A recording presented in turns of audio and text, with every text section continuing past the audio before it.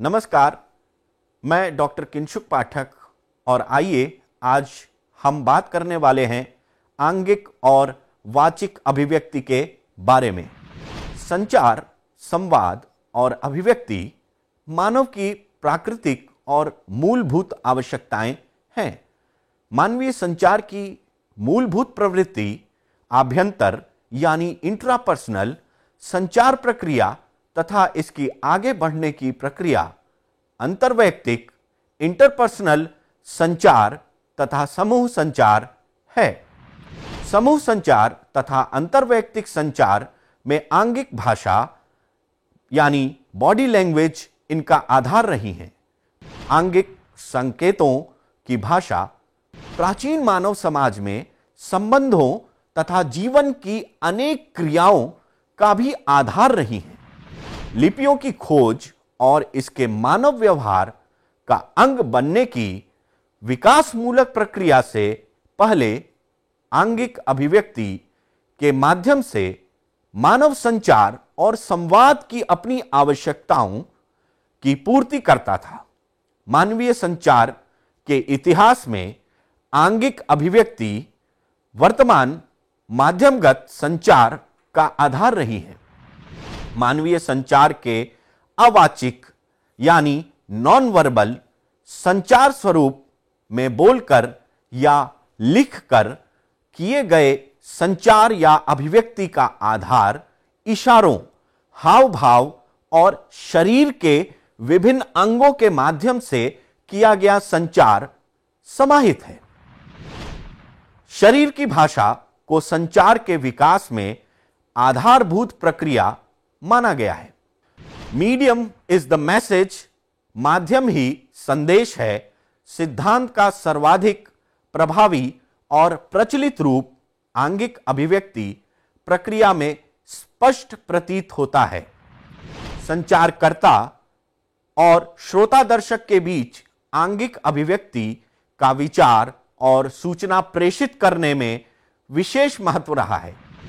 शरीर के विभिन्न अंगों जैसे मुख की आकृति, हाव भाव, इशारों, आंखों की विभिन्न मुद्राओं, पैरों के चलने के तरीके आदि के माध्यम से संकेतों की सृष्टि और उसके माध्यम से संचार संवाद स्थापित करना आंगिक अभिव्यक्ति की मूल प्रक्रिया है। आंगिक अभिव्यक्ति अनेक अवसरों पर तथा अनेक संदर्भों में वाचिक या बोलकर किए गए संप्रेषण या अभिव्यक्ति की पूरक प्रक्रिया के रूप में भी प्रकट होता है। उदाहरणार्थ, कक्षा में शिक्षक की वाचिक अभिव्यक्ति के साथ ही उसकी शारीरिक या आंगिक प्रक्रिया तथा हाव भाव शिक्षण को अधिक सार्थक एवं उपयोगी तथा छात्रों के हित के लिए समझने योग्य बनाते हैं। इसी प्रकार सार्वजनिक सभाओं, सम्मेलनों या राजनीतिक सभाओं में संचार करने वाले विद्वानों, नेताओं के हाव भाव का सार्वजनिक संप्रेषण में विशेष महत्व है। संप्रेषण में आंगिक अभिव्यक्ति संप्रेषक की श्रोता दर्शकों में छवि स्थापित करने या इसके विपरीत भी महत्व रखती है।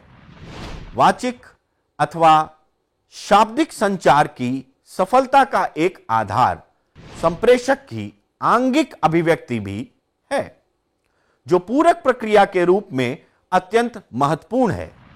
कहा गया है, body language speaks the loudest, यानी आंगिक अभिव्यक्ति की संकेत भाषा अत्यंत प्रभावशाली होती है।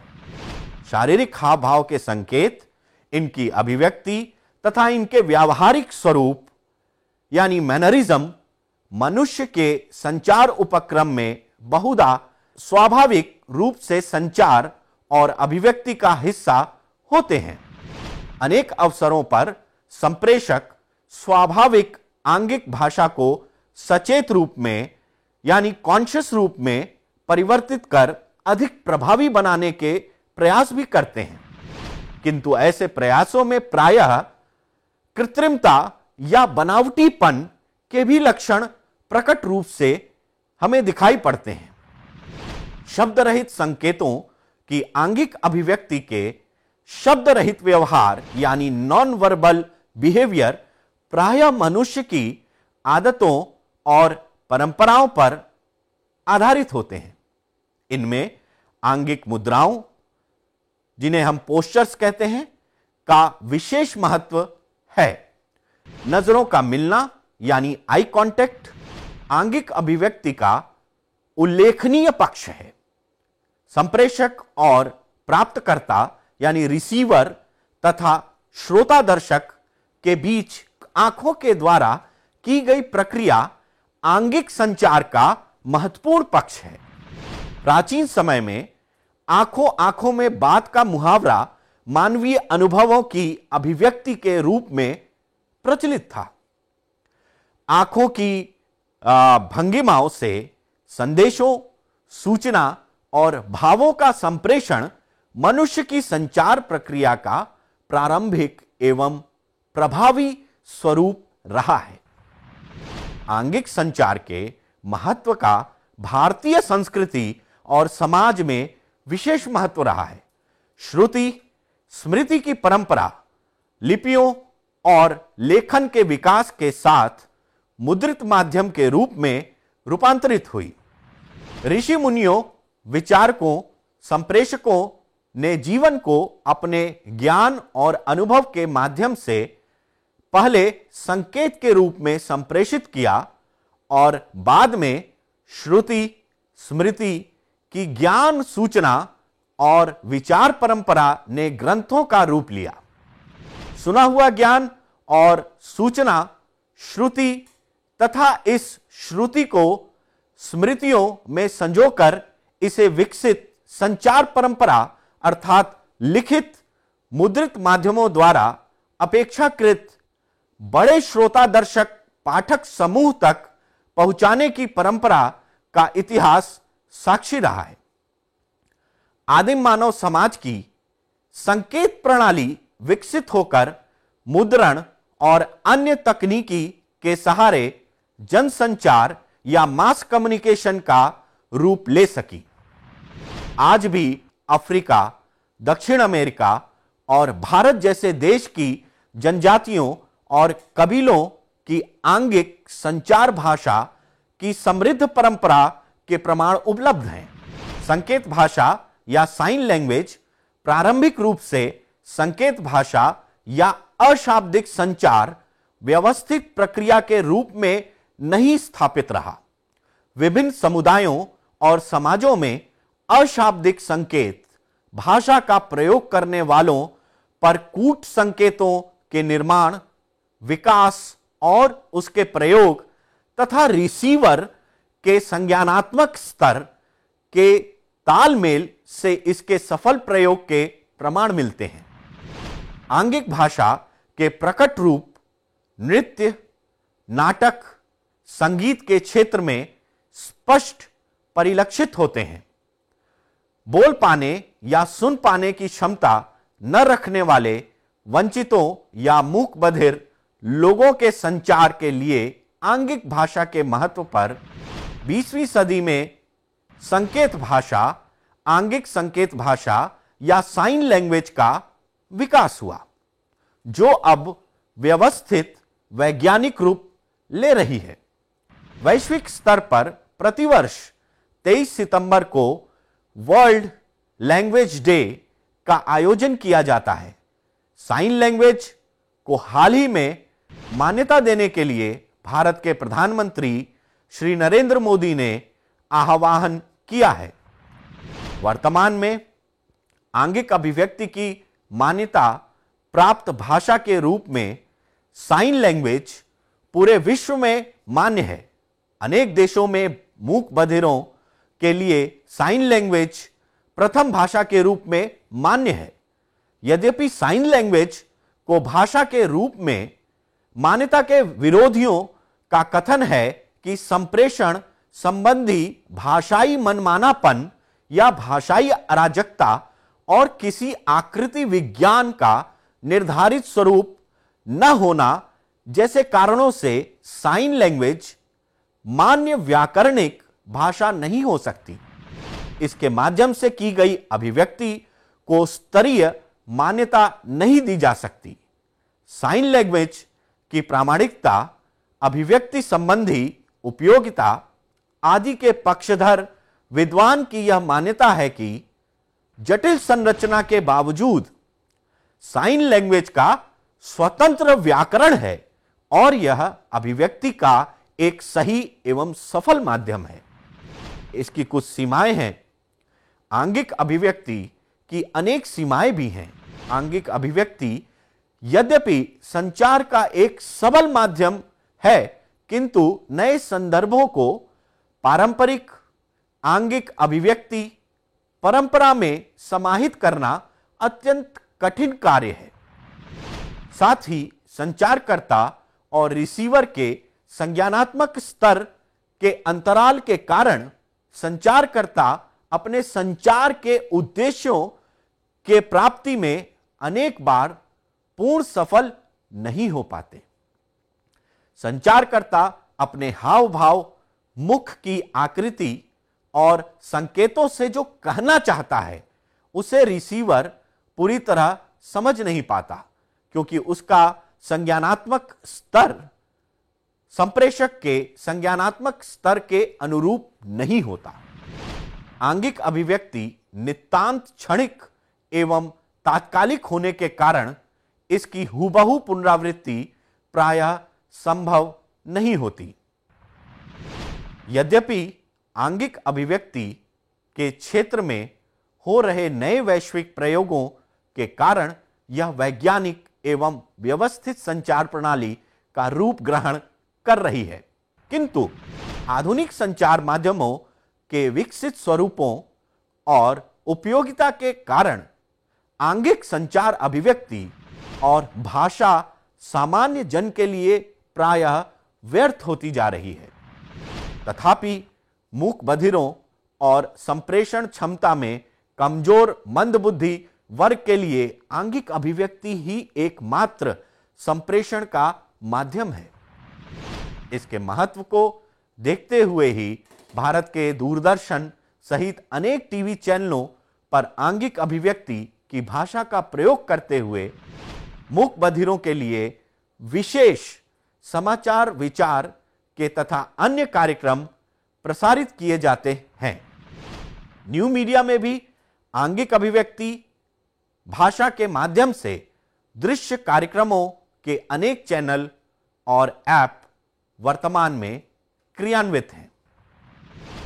ध्वनि एवं शब्द वाचिक अभिव्यक्ति के मूल आधार हैं। मानव की स्वाभाविक अभिव्यक्ति संकेतों की शारीरिक भाषा के साथ ही मुंह से निकलने वाले अनेक ध्वनियों को समाहित कर विशेष प्रक्रिया के रूप में विकसित हुई। भाषा, लिपि और व्याकरण के विकास के साथ ही मानवीय संचार, जिसे हम ह्यूमन कम्युनिकेशन कहते हैं, के आधारभूत अव्यय के रूप में वाचिक अभिव्यक्ति का पारंपरिक स्वरूप विकसित हुआ। आदिम समाज में ध्वनि संकेतों का पारंपरिक महत्व आज भी उपयोगी है। उदाहरणार्थ, विश्व की कबीलाई संस्कृति में आज भी वाचिक अभिव्यक्ति ही विचार, सूचना, समाचार के संचार का उपयोगी माध्यम है। भारत के अंडमान निकोबार की प्रमुख जारवा जनजाति में आज भी वाचिक अभिव्यक्ति पूरी जनजातीय संचार परंपरा का आधार है। यहां संचार के आधुनिक माध्यमों जैसे मुद्रित माध्यम, इलेक्ट्रॉनिक माध्यम, टीवी, रेडियो या न्यू मीडिया की पहुंच नहीं है और जारवा जनजाति समुदाय की इन माध्यमों के प्रति कोई इच्छा या अपेक्षा भी नहीं है। वाचिक परंपरा के माध्यम से जारवा अपनी बोली, भाषा में संप्रेषित और प्राप्त सूचनाओं, विचारों को ही पारंपरिक रूप से मान्यता देते हैं। वाचिक अभिव्यक्ति के माध्यम की ही यहां विश्वसनीयता भी है।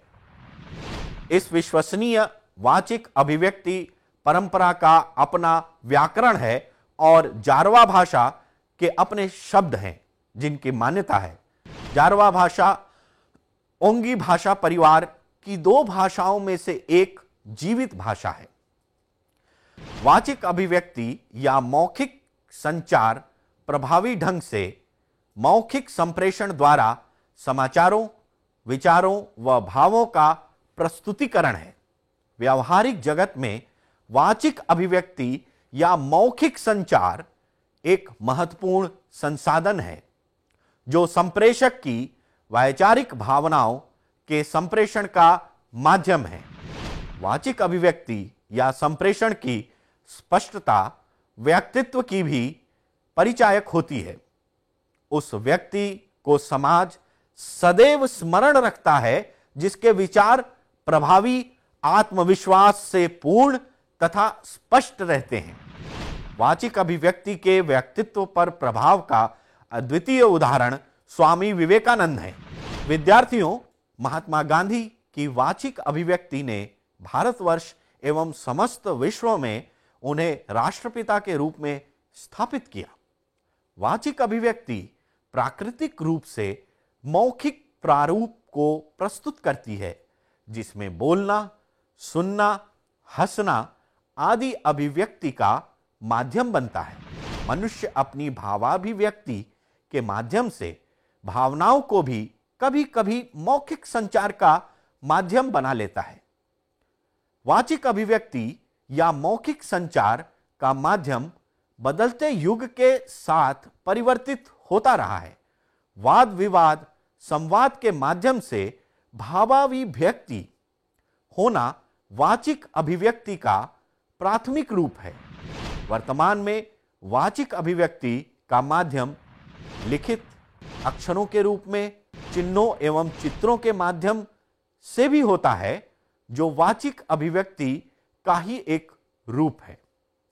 प्रिय विद्यार्थियों, वाचिक अभिव्यक्ति की उपादेयता इसकी विशेषताओं से प्रकट होती है, जैसे संप्रेषक व रिसीवर के मध्य स्थापित संप्रेषण विषय सापेक्ष होता है। संप्रेषण का स्वीकार आधारित होना वाचिक अभिव्यक्ति की प्रमुख विशेषता है। वाचिक अभिव्यक्ति के माध्यम से हुआ सार्थक संप्रेषण रिसीवर को स्पष्ट प्राप्त होता है। वाचिक अभिव्यक्ति भावानुवाद से परे है, जिसमें शब्दों, ध्वनियों एवं भाषाओं की कोई सीमा नहीं है। वाचिक अभिव्यक्ति संप्रेषक एवं श्रोता के मध्य स्थापित किए जाने वाले व्यावहारिक सिद्धांत पर निर्भर होती है कि वह अभिव्यक्ति कितनी प्रभावी होगी। श्रोता के अनुसार संप्रेषक संप्रेषण स्थापित करने के लिए प्रायः पिरामिड सिद्धांत का प्रयोग करते हैं, जिसमें मुख्य वक्तव्य की स्थापना में अन्य सहायक वक्तव्य स्थापित किए जाते हैं। वाचिक अभिव्यक्ति को मुख्यतः 4 प्रकार से स्पष्ट किया जा सकता है। आभ्यंतर संचार, यह संचार का एक प्रकार है जिसमें संचारकर्ता व्यक्ति संप्रेषक एवं रिसीवर दोनों की भूमिका का निर्वहन करता है। यह आत्मचर्चा एवं आंतरिक भाषण का रूप हो सकता है। आभ्यंतर संचार व्यक्तियों की कल्पना से परे होकर वार्तालाप करने का अवसर प्रदान करता है। पारंपरिक संचार, यह एक ऐसा संचार है जिसके माध्यम से हम पारस्परिक या अंतर्वैयक्तिक संचार कई लाभप्रद उद्देश्यों की पूर्ति करने में करते हैं। यह हमें दूसरों के व्यवहार, विचारों, भावनाओं को समझने का अवसर प्रदान करता है।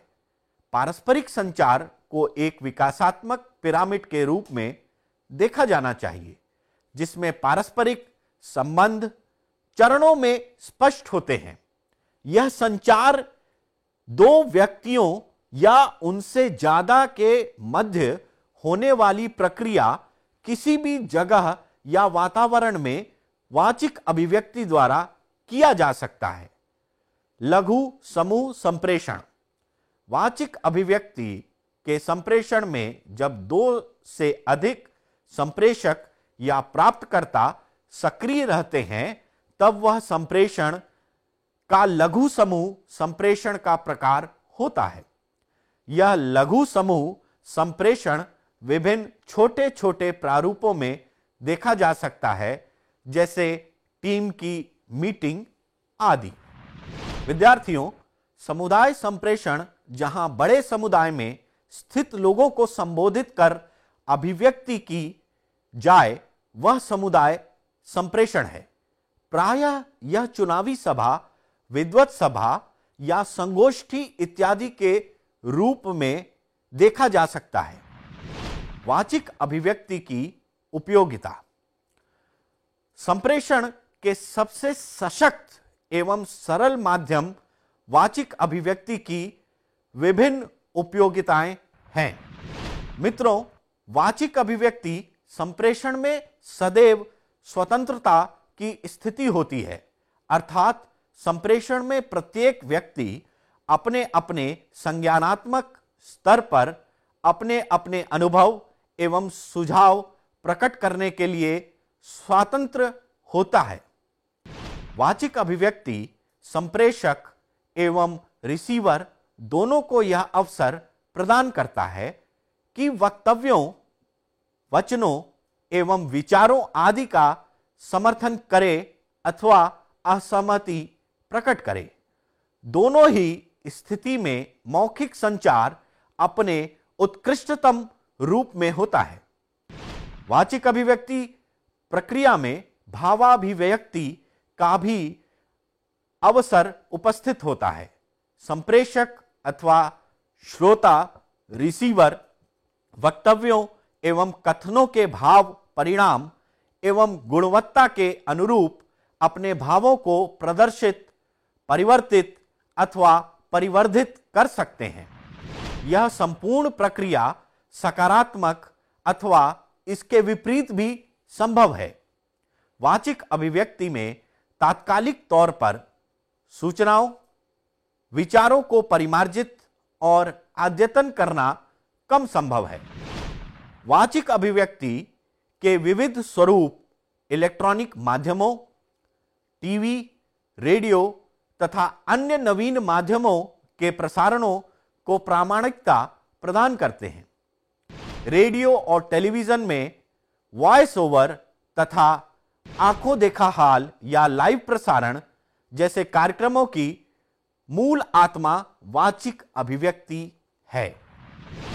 विद्यार्थियों, आइए अब इनकी और सीमाओं के बारे में बात करते हैं। वाचिक संप्रेषण की सबसे बड़ी समस्या या सीमा भाषाई सृजनात्मक स्तर का अंतराल है, अर्थात संप्रेषक और रिसीवर के भाषाई संज्ञान के स्तरों, शब्दों, शब्दार्थों और शब्द परिप्रेक्ष्य में अनेक अवसरों पर अंतर पाया जाता है, जो संप्रेषण प्रक्रिया की पूर्ण सफलता में बाधक सिद्ध होती है।